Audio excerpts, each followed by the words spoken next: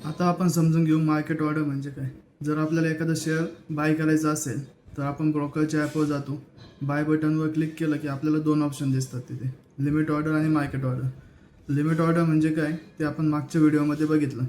आता आपण समजून घेऊ मार्केट ऑर्डर म्हणजे नेमकं काय. समजा आपल्याला जर TCSचा शेअर बाय करायचा आहे, सध्या त्याची मार्केट प्राईस आहे 102 रुपये. पण आपल्याला असं वाटतं की 101, 102 किंवा 103 1-2 रुपये मागे पुढे झालं तरी चालेल, पण आपला मुख्य उद्देश हा आहे की शेअर बाय करणं. अशा वेळी आपण मार्केट ऑर्डर वापरू शकतो. मार्केट ऑर्डरमध्ये आपण कोणती पण स्पेसिफिक प्राईस ठरवत नाही. आपण क्वांटिटी टाकतो, मार्केट ऑर्डर प्लेस करतो आणि ती जी ऑर्डर आहे त्यावेळेची जी अवेलेबल मार्केट प्राईस असेल त्याच्यावर एक्झिक्यूट होण्याचा प्रयत्न करते. त्यामुळे मार्केट प्राईस काही सेकंदात जरी बदलली तरी आपल्याला मिळणारी ॲक्च्युअल प्राईस आपण स्क्रीनवर पाहिलेल्या प्राईसपेक्षा ही थोडी वेगळी असू शकते.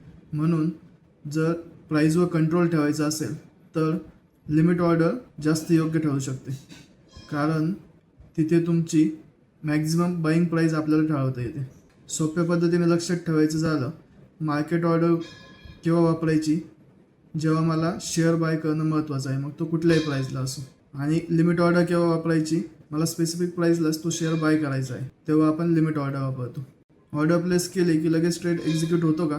स्टॉक एक्सचेंजवर आपली ऑर्डर नेमकी कशी मॅच होते ते आपण पुढच्या व्हिडिओमध्ये समजून घेऊ.